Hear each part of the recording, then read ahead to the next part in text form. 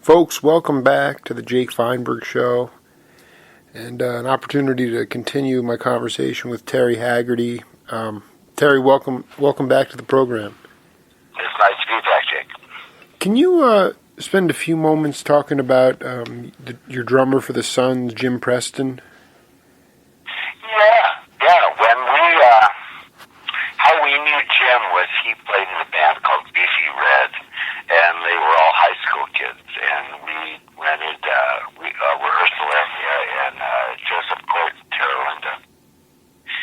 And they had a little hall, and they were all like Redwood High School, Terralinda High School kids. And Jim was the drummer. And at some point, we decided that the bass player and drummer of the original Suns weren't good enough to learn new material quick enough. Right. And so we started looking for another bass player and a drummer, and Jim's name came up. And so we approached him about playing in the band, and he was totally into it. And right before he started playing with us, he had sold a joint or smoked a joint undercover cop, and he got arrested and thrown in jail. So we went down and got him out of jail and talked to the judge and told the judge that he was going to be working on payroll and it was a good valid job, and the judge released him to us, and that's how he became a member of the Suns. Unbelievable.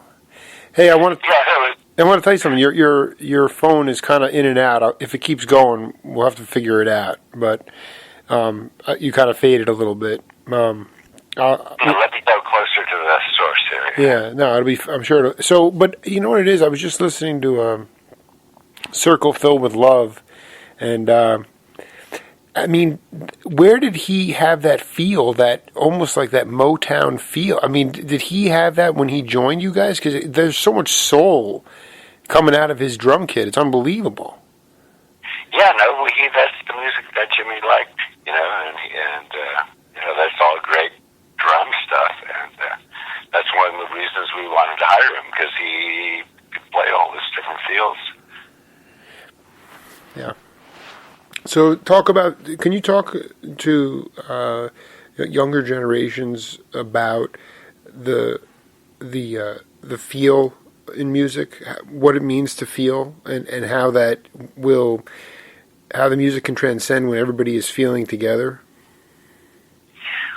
Well, I think the best way of describing something like that is like if you have four people in a band and the chemistry is good and everybody's on the same page as far as the like you say, the feeling of it, the physicality of it, it becomes much bigger than the four people, and it takes on a life of its own. And when we were young, we would think about playing in the sense of like you'd have these moments where you were almost flying, where you were really free and just experiencing music. But then, because you weren't very good, you just kind of come crashing down because your ability wasn't good enough to maintain that state. But that was always the motivating point is the actual experience of being one with the music. Absolutely. And how was that experience when you came back and played with the Suns last week or 2 weeks ago?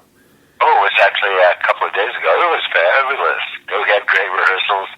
It was good between Bill and I. I just had a ball, and I really enjoyed playing with the guitar player that they've been using, Carmen Guerrilla.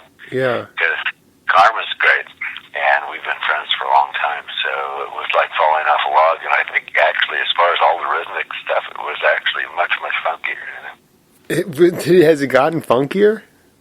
I think actually I love it. It got funky this last time. I love it, man. That is just great. So, but you mean, well, can you talk about the gig a little? You had a gig with them. Yeah, and I guess I'm going to be doing some more. We're in the process of being offered some more gigs, so I'm sure I'm going to do at least a few more with the Suns. And it was out at Rancho Nicasio, and Bob Brown actually talked us into doing it. He called Bill, and then he called me, and each one of us said, "No, we don't want to do it with that guy." And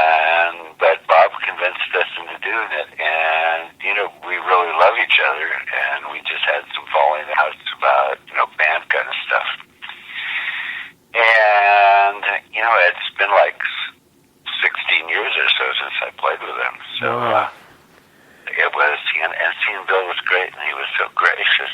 And the things that always bothered me a long time ago were the kind of tangential nature of not really being the good band leader, And God, he was great, and he ran the rehearsals great, and led the band great, sang great, and just the whole thing was really, it was good. It was like, there's a lot of order and sensibility, and he was very kind in how he did it. There wasn't a lot of striving or anything, so it had that nice feeling that you're really looking for. And then you think over time that you got perspective? What were some of the things that were, you wanted to go in a different direction at some point? Again, it's just like, to me, it's like a lot of it. I guess my question is, in a live setting, did you get a chance to open up and like fly and really fly away as Haggerty, like go out for 8-10 minute jams? There was a time, but that kind of was taking the band, like you were saying, in a different direction. Right. And the Sons were, a tune band, and Bill's a great writer, so that, That's right. It all made sense. Mm-hmm. At this particular point, it really hardly matters because there's plenty of room for all of it, Sure. That's beautifully said. Yeah, that's the nice part about getting older, You start, I start measuring, like, my life by, let's see, what kind of resentments do I want to carry around, and is it even realistic to have those, where the heck did that come from? It's so long ago, I kind of forgot. It's so cool. I love it. It's about letting go and just and then growing. Can you talk a little bit more about enjoying getting older? I mean, to me, it's like I talked to my dad. He's around your age, and you were the first cat to talk about it, like in a way that I hadn't really heard before, and just actually enjoying being able to have more perspective. And maybe just that means that you're just secure with yourself, I don't know. Well, that's the last thing that I'm trying to work on and accept. I think that's the truth. But that's, I hold my insecurities in that place. But the thing I think I like about getting older is I've always really liked people, and I've always had this feeling that, inside ourselves we really have this quality that's, real inherently pretty nice. And, you see people and engage with people over, 50 or 60 years, you start recognizing a lot of stuff. So it just looks to me like it's quite the excellent plan that goes on here, and everybody evolves through it. And we all need each other, and we need the less evolved and the more evolved, and we need the danger. And, we just need the way it is to actually propel ourselves forward. I wanted to talk to you. Can you tell me your connection again with Armando Peraza? Well, he's a friend of my mother's, and they were raised in Cuba. And they played a lot of those, clubs like the Tropicana and I forget the names of all of them. But hold on, wait. How old were you at this point when they were doing that? I wasn't even born then. My mom was in Cuba. Your mom was in Cuba. And then she came here, and then you were born, but she had played with Armando before that. Yes, right. And then when did they reconnect? They reconnected through a friend just a while ago. It was probably like about 10 years now. It seems like a while ago. But she re-hooked up with him, went out and had lunch with him a few times, and they exchanged old memories and stuff. But it was through somebody who knew him and knew her, and she said, God, it would be great to see him. It's been ages. Did you get off on the Cal Jader bands of the day? I mean, did you enjoy My dad played with Cal Jader, and he played with Cal Jader before Cal Jader was vibraphonist. He was a drummer at first, and they had a band at this place called the Marvel Mar, and it was on Highway 101 on the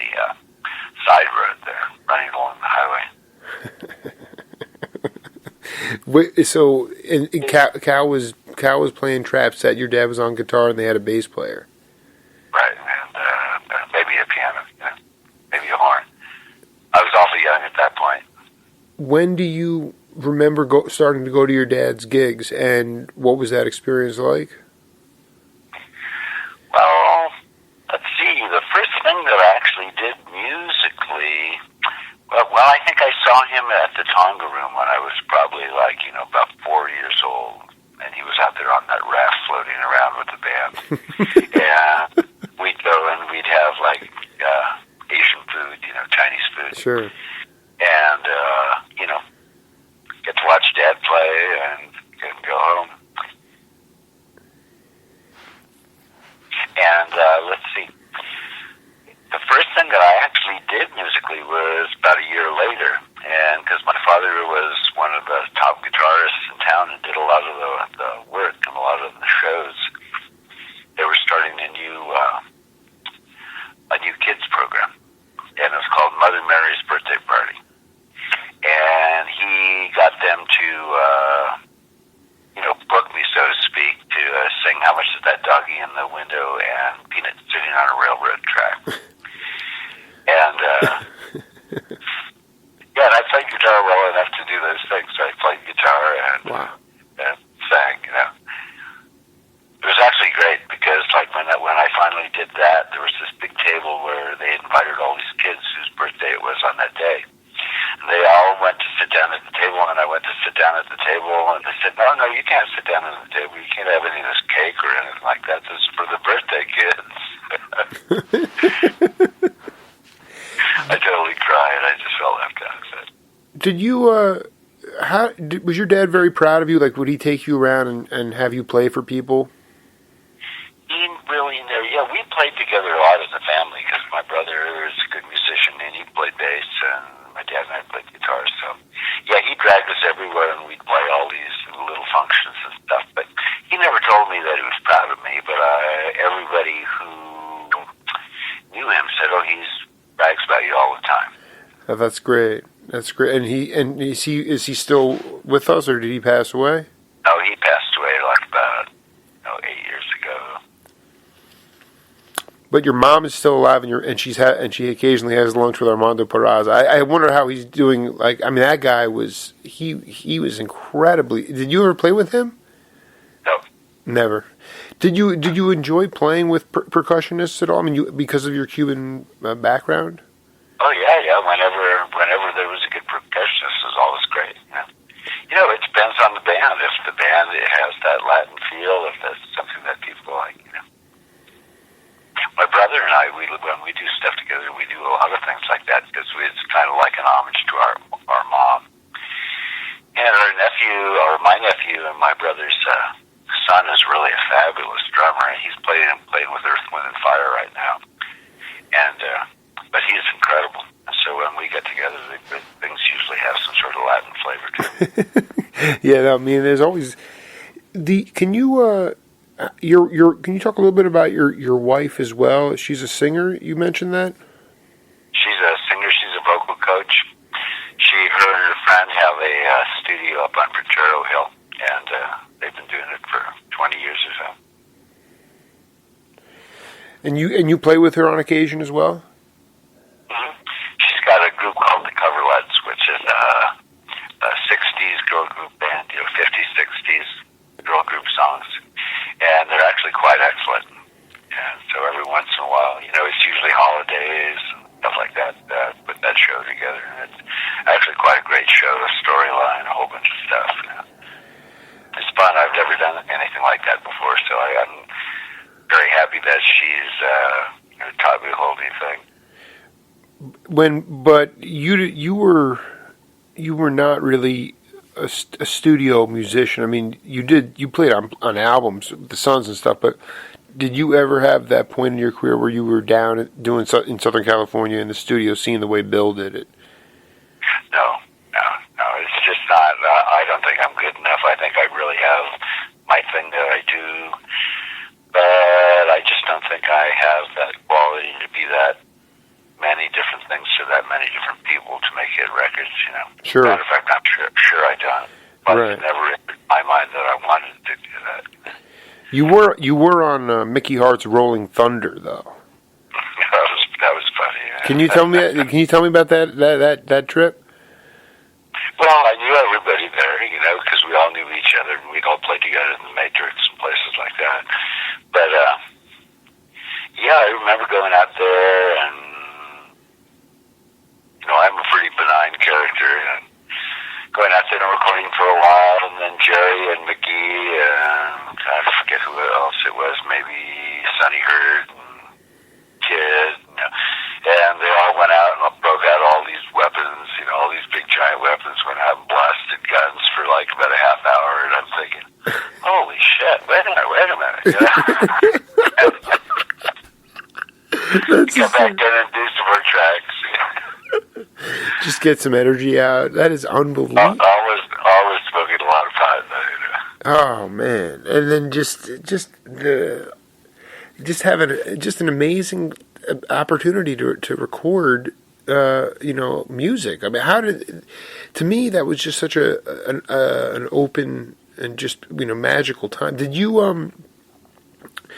were you very affected by the different pockets of I mean, because you had a lot of jazz tendencies? Did you wind up being in that scene a little bit? Did you hang around at the both end and places like that? Well, mostly when I was much younger, to hear the artists. Once I became like a guitarist in the Suns and got turned on to kind of like rock fusion type stuff, and I was just more obsessed with doing my own thing and writing new music, and that was just the vibe of the time. Really just. But we were on the road with so many incredible people and so many great acts that you'd always be hearing all this music, and it was in an era where lots of different types of music played together, and people were still willing to listen to jazz and rock and folk on the same night, and enjoy it all. So. Yeah, why was it like that? Well, because it was just music. I remember hearing a really nice interview with Bjork. And they were asking her why her music was the way it was, and she says, well, there's only one radio station, and they've got to divide it up so that everybody gets to hear some of the music they like, and there was only one radio station, and we got to like all the music, so we didn't care whether it was our music or our grandparents' music. And when she started writing music, those were her influences, and that's how she put it together, Wow.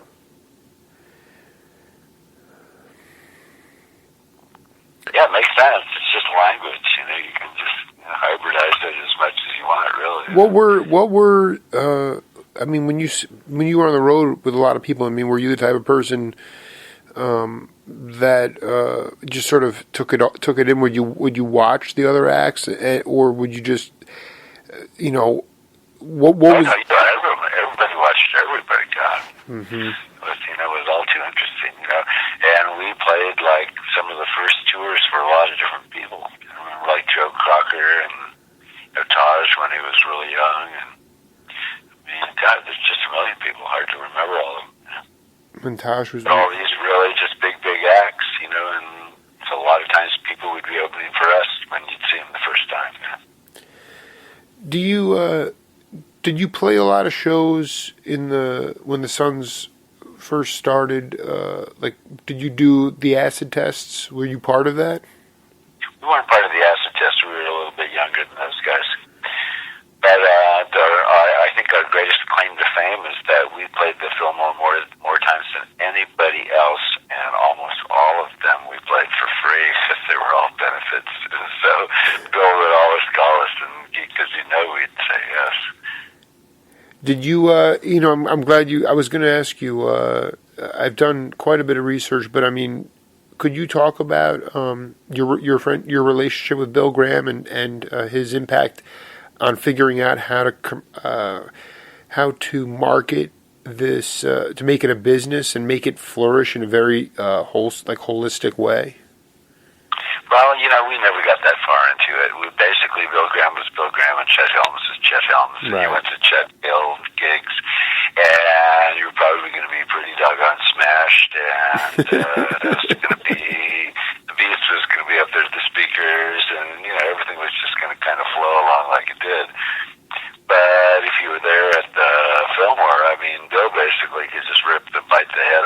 everything, at any given time. So everybody was really, a little bit more on the ball, and getting the show off and doing the show right actually mattered more because all that stuff mattered to him. He wasn't hippie. He really appreciated a good choreographed show when something well thought out. Right. That's interesting. And you wound up playing with the Preservation Hall Jazz Band. Yeah, I remember those guys, nice old guys. They were good. And, because my dad played so much traditional jazz, I could really relate to it. They were kind of like the roots of it all. What do you, how should I say this? What was the last, jazz concert you saw that inspired you? Oh, it was Chick Corea, and he had John McLaughlin and Kenny Garrett. And Kenny Garrett played so amazingly, incredibly great that John McLaughlin hardly played at all. And John was just watching Kenny play, and he just had this big smile on his face, and he couldn't even play. And Kenny was playing some of the most amazing music. I mean, it just transcended alto sax by about a trillion miles. Holy cow! It was just like the most magical stuff. And McLaughlin barely played at all. Yeah, when he played, he was McLaughlin. He was great. I mean, but Kenny Garrett just had the energy that night, and everybody was just grooving on him, just doing his thing. Did you ever see McLaughlin or cross paths with him when he first came to the States? Oh yeah, a number of times. Very gracious guy, and all was just mind-blowingly intimidating. Dude, I did 2 heavy interviews with him about altering consciousness without chemicals, and he doesn't consider pot or LSD bad, chemicals. He considers them part of existence. But he was just talking about his guru, Sri Chinmoy, and just and the idea that he went to go see him one day at a local gym, and at the end, Sri was like, "Does anybody have any questions?" And John raised his hand, and he's like, he's like, "How do I fuse my spiritual life with my music, playing music?" And Shri's like, "Well, it's a great question, but really, it's about what are your intentions? Like you could be sweeping the streets or peeling potatoes. How much are you gonna? What is your heart gonna put into it? What are you gonna put into it? What are your intentions?" And he did a better job than I just did of articulating it. But that is the essence of it, because it's an amazingly equal opportunity situation to actually demand more of yourself, and to do it from a place of where you're kind of not pulling yourself up. It's not like any particular direction. It's just being more conscious and just being better, and just a fundamental way of going about it. Most people that you really have a lot of respect for actually expect a lot out of themselves, So sometimes that's the nice parts about people being driven by their talent. It's just because it really is, it might be somewhat obsessive, but it's kind of the mechanism that we go through the world with, Yeah, I mean, McLaughlin said that it was sort of a really eye-opening experience for him, and then I guess it helped a little bit that he got picked up at the airport by Tony Williams, and then he played on Kind of Blue, I think a day after he got to the United States. Oh no, he's just there's really special people, and my friend Eric Johnson's a really good friend of his, and I think on a couple of albums ago he had Eric play a big long solo on the opening track on the album, and Eric just really worked hard on it. He really sounded like John a lot, playing a lot of the same harmonics, and Eric's so amazing. But they're very much like beings in their spiritual practice, Absolutely. So what is What is the rest of the year lying ahead for you aside from the Suns gigs? What are you going to be doing? I'm going to start working on a CD. I've got this concept of taking my wife's band, the Coverlets, and a friend of hers, Glenn Walters, who used to sing with the Hoodoo Rhythm Devils, and really an amazing singer, and just putting together some of my music and, doing another CD, get it out there. They slowly sell. They go on with it. It's nice to have the income, and it's even better to have the project to work on. Oh, absolutely. How do you do all the stuff with local musicians? Yeah, eventually I usually start by just playing everything myself and writing the tunes and kind of getting the rough structure, and then I'll just rough out the vocals, and then from that place then I'll actually really pull it apart and arrange it, and then have musicians come in. How did you originally meet Steve Mitchell? I met Steve through John Allaire, I'm pretty sure. Where is John Allaire? Say? Where is he? Do you have any? Where is that cat? He's up in Petaluma. Oh, he's still around. That's great. You guys are all still around, man. Oh yeah, John was our hero.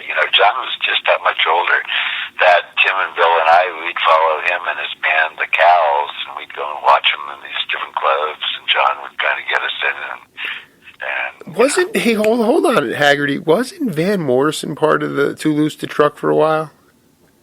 No, Van never played with Too Loose to Truck, but he was hanging out there. He was hanging out all the time watching you guys. Yeah, no, Van was just good. He's a friend. I haven't seen him in a while, but Van. a lot of overlap. Yeah, go ahead. I said just a lot of overlapping in the social circles way back then. Yeah, no, but Van always considered him. I think Van, truthfully, I mean, I haven't interviewed him, but I really think he always loved the accompanist. Like, he understood the craft of the musician. And I wonder sometimes, I don't want to look too broadly, but it seems to me, I mean, Terry, like, so much of my passion has come from just, relentlessly pursuing different combinations of people on records, reading liner notes, and just, being able to get like an understanding of the identities that were created for you guys through the mediums that we had. But it also comes down to the idea of, basically also creating original sound. And I wonder, if you... It's a lot more tribal than all that, and in a lot of ways it has to do with these experiences that different groups of people share in common that make them this little tribe and that little tribe, and then those personal relationships kind of start cross-pollinating and spreading out, and the kind of music you play is really important, but it's almost more important just the social structure inside of it, Because if you don't make certain connections, you can be running parallel with a lot of people that would really be great to play with, but you're never going to meet them unless you really actually have. And I'm talking about when we're young, when all these things were formed, not being professionals and having a network of professionals, but back when you're younger and you're just really discovering each other and making a lot of those really musical connections. Yeah, absolutely. I mean, and that's you just mentioned it, not having the the bureaucracy around you, being able to like directly contact the person, play with the person, and to me that's like the stimulus for the great music. It's just but John Allaire, you knew him from when did you guys first meet? Oh my goodness, sometime in the 50s, in the mid-50s, late 50s, I'd have been at the Great Festival or stuff like that goes back. I really can't remember when I first met John, but I've just met John forever, But it was it was in Marin County. Right, we were all in Marin, so. Right, unbelievable. So yeah, that's I wanted to talk to you a little bit more about just your experiences with playing music on acid and what that was like for you whether that was something that you ever did, and whether whether you had any memory of that at all. Well, the funny thing about that is, when you play on acid, and I played on acid a lot, you'd just really get completely wound up in this ball of energy because you were just so high. And then you start playing, and at the end of playing, whether you played for a half hour or however long you played, at least speaking for me, I wouldn't remember a thing that I did. I was just kind of out there, just motoring around the sound collage, and I would never remember anything. As a matter of fact, for the most part, I'll play solos and stuff like that a lot of different ways. I'll either play it inside the tune, I'll play it inside the melody, or I'll just launch depending on what the band is. And if it's someplace where I let myself just really jump into it, I kind of surrender to keeping track of what I'm playing. The playing just starts coming out, and it just goes, and it can be really incredibly multi-genre inside like a very simple thing, but that's where the sounds will take me, and those things will come out, and I really won't have any idea what I play. You just bounce around. I love it. Yeah, you have to play it back for me. What was that? I mean, but was that happening? Would you do that earlier in your career in a live context? Like we said for Graham, you normally just wanted to put on a good show. So maybe we did it many times at the Avalon, and when we used to play down at the Aquarius Theater, we played there a lot with Sly, right? When Sly was so great, and yeah, we would live there in the Aquarius Theater, sleeping on the floors because we didn't have enough money to really get a place to stay. And then Sly was shooting videos like in the daytime there, but we all knew Sly from when he was a radio DJ and like all these different gigs that we'd all played. So it was really quite fun. And on those gigs, I remember we all dropped, and we were waiting to go on, and next thing we remembered that, we went to our road manager and we said, when do we go on? And he said, you just got off. And we said, well, how did we play? And he said, oh, you were great.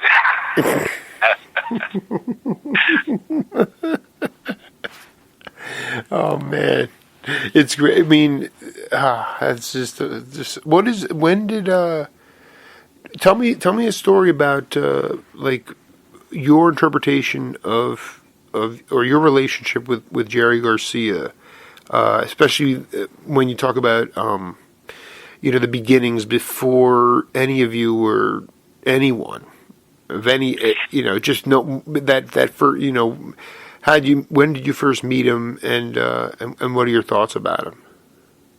I used to work for this guy Bill Quarry, who had teens and 20s over, and I guess it was Fremont. And it was a big venue, and that's where I met Lydia Pence, and I played in the Generation there for a while with her, and Raul and Rod Ellicott and all those guys. And so we ended up being, and this is when we were in high school before the Suns, and we ended up being the band for him, and we'd back different acts that he had in, like we backed the Everly Brothers. Wow. And I guess that was the big one, but then we'd play there at his things, and there was a Pinky's Pizza across the way, and I went over there, and there was Jerry Garcia playing banjo, old time music, and I said hi to him, introduced myself, and wow. Really never ever had any relationship with him or anything. And then I guess about 66 or so, I had a friend in Nepal send me 8 pounds of Nepalese fingers, but they were about half opium. Mm-hmm. And you could hear them rolling around in the box. But I went down, there they were at the post office. Unbelievable, yeah. And I smoked the stuff, and it was just way too much mash for me. I didn't like it at all.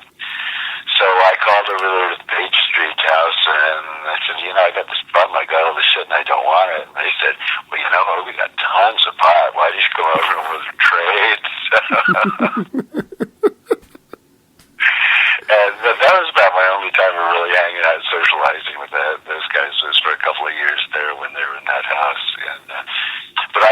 Jerry, all through it, and John Kahn was a really good friend of mine, so I'd see him over at John's a lot. I was going to ask,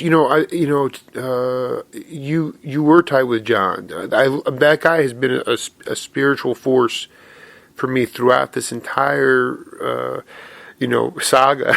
He's just, tell me about John, because that dude. John is a very sweet guy, really great bass player. He was really a purist, he really loved the Motown sounds, and he was really a purist. He really knew what he was doing. So that's what made him so great in a lot of those Jerry bands.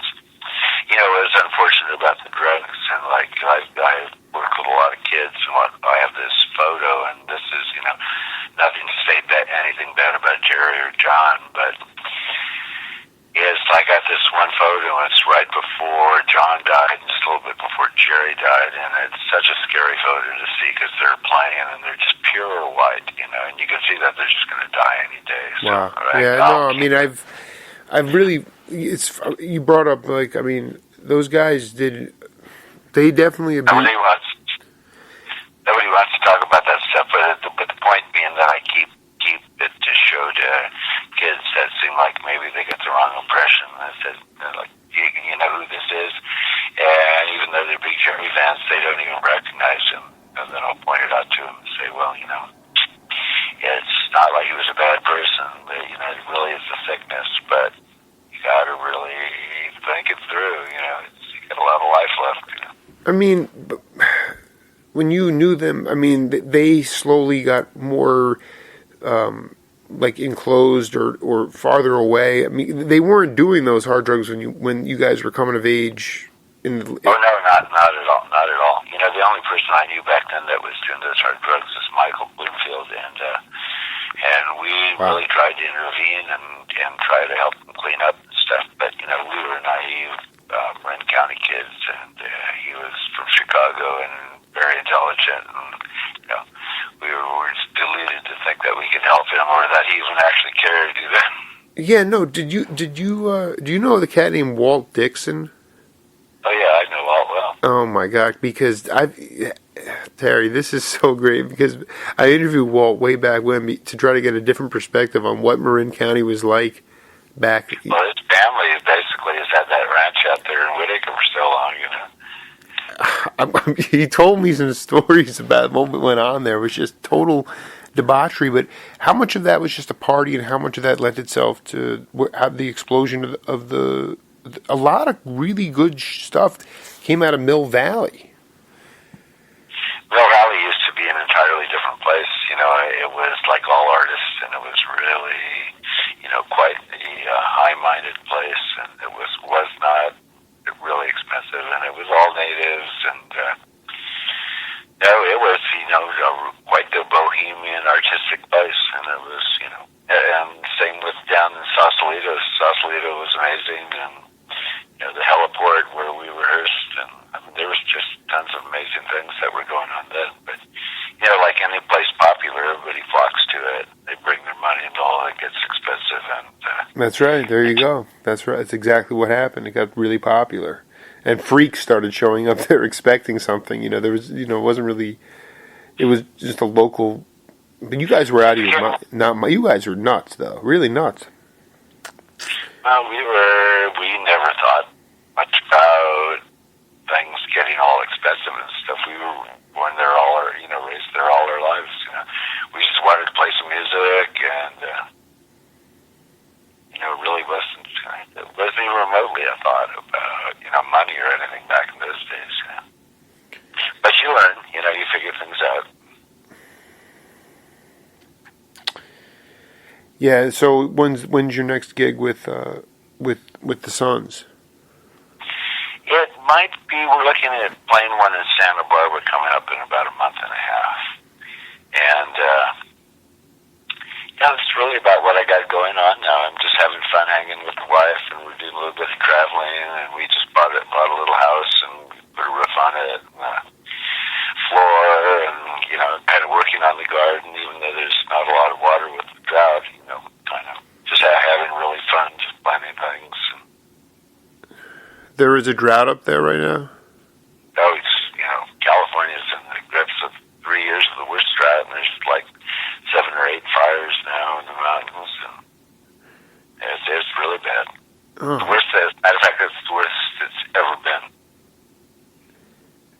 It's the worst it's ever been. Ever been in recorded history. Wow, Jesus. No, you know what it is? Just sonically, there's just. I mean, do you believe that? Where do you think? What do you think of the direction of our country is at this point? Well, there's so many complexities. I don't know that I have the ability to really honestly see it. I like Obama. I'm disappointed by some things, but then I can look at Obama and think that, he is, I can think that of him as being quite ethical and taking a number of hits, and I can see in other places where it doesn't seem like he's that ethical at all. So, it's just kind of a confusing view right now with this ISIS stuff. That just seems like that's terrible. How do you? I mean, is this to me? It's like the ISIS thing is scary because it's like they're growing, and there's a huge financial backing behind it, and you wonder, how do people get to this point where they learn to hate so much, or but then it becomes like a mercenary thing, and with with this new media now, I mean, you're just, everything is told to you in the moment, at the moment. If you choose that, you can obviously block that out, but it's like a huge. I just feel like a huge, movement, that through not just. With technology, but also with mankind. To me, I guess my question for you was, some people would say, "Oh, the world's always been fucked up." Like Vietnam, you go back before that. But do you think that? I mean, I think. Yeah. I think people are really very, very aware of the inequality that exists in the world, and I think that basically the way that affluent countries in the world have made money and the pollution that they've caused can't be recreated by the poorer countries or the upcoming countries, and there's just not enough emphasis on education, and without people having some personal freedoms and really being educated and socialized, not in any particular way, but just whatever the way is around them, but to really actually be educated, it just leads to, terrible beliefs and terrible animosities, and there's no ability to reason because people don't have that. All they have is these ancient hatreds, Can you talk a little bit about real education? Well, let's see. No, I mean, put it in perspective. I think you're spot on. I mean, there are. What is in your mind? What is a good way for people to be to gain an education? Well, I would like to see, I would like to see women have equal opportunities and be educated. I love Malala. I mean, she just seems like she's really so incredibly clear and well thought through for such a young woman. Mm-hmm. And I think that there's a lot of the world is resting on women having more power and bringing more of their own way that they look at the world to it. I think we all need to learn impulse control and reasoning. Those would be the two things that would help the world the most, and that only comes through spending a lot of time with the idea of being educated with your peers and creating communities that actually have values that are more in line with those things rather than tribal things. Did you get educated in a community?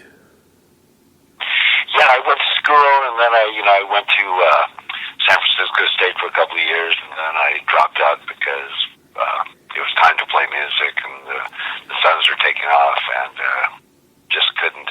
Yeah, right. And I wasn't that great And I knew I was going to be a musician. Wow. So you were but I mean, do you think people have become too reliant and unable to sort of be able to is the ability to live that kind of gypsy life? I mean, granted, cost of living, like you said, is skyrocketed. I mean, you guys, late 60s, the minimum wage could keep up with the cost of living. You guys could, be all right.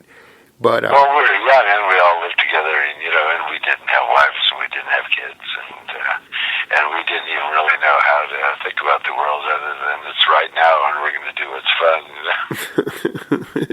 Did you play gigs with Ron Stallings? Oh yeah, the Rev. I played a bunch of gigs with him. Talk about the Rev, man, because that. Well, I didn't know him that well, but he was the most gracious, sweet guy. He really was just really very sophisticated. Played great. Really always had a smile on his face. Got along with everybody. Yeah, and there was also that great drummer Bob Jones out there. Rest in peace. Oh yeah, I remember Bob. I didn't know him very well, but I remember him. Yeah, right. And the something just slipped out of my mind there. So the you said something about the more third world countries, the developing countries in the world, are not going to be able to develop because of the. Well, I don't think it's that they're not going to be able to develop, but the ways that we developed, the countries with the great powers, right now we basically had unrestricted access to all this fossil fuel and could burn as much of it as we wanted, and there's lots of constraints now. The world's changing in a lot of different ways, and so everything's shifting around the world. The power centers are shifting. I mean, there's just so much stuff going on. I'm not really a politician per se. I'm more of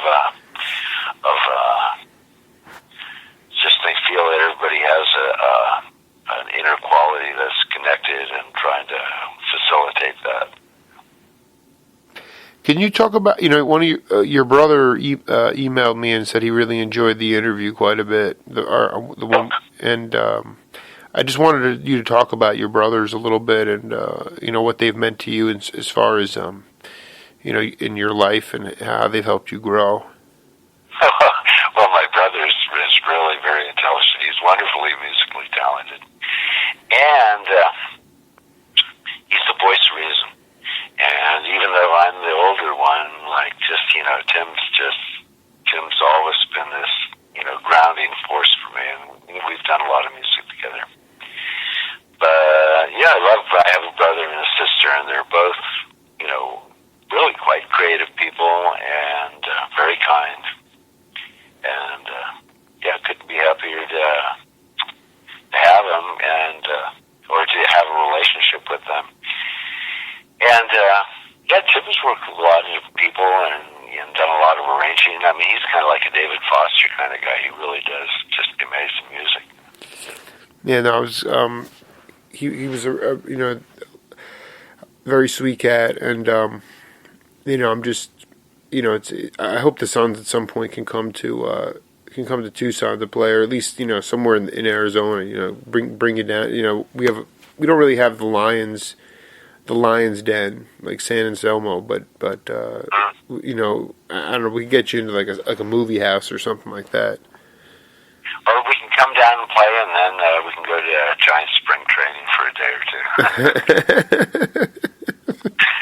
come in the spring, Candlestick Park, man, the old park what a great place to see a game at. Yeah, no, Candlestick was good when it was good, and it was bad when it was bad. I've never been colder, so. Well, Terry, that was that does it for part 2, man. It was just great to talk to you again, man. Well, Jake, I'm just so impressed with how you put your show together. And reading the edited interview, I I mean, you've got some skills. I mean, you maybe even sound like it was smart. I don't know how you did it. Well, I mean, I'm a one-man band, and I think sometimes I just want people to see over the trees. I don't want them to get too caught up in the middle of it, because if you can't... Yeah, but it's still... What's that? I'm sorry. I said it's still media, though, and you really have a skill. Yeah, well, I appreciate it, Terry, and we'll be in touch, man. I'll keep cranking this stuff out, all right? Okay, thanks, Jake. I just appreciate your time. So take it easy. I'll talk to you soon. Okay.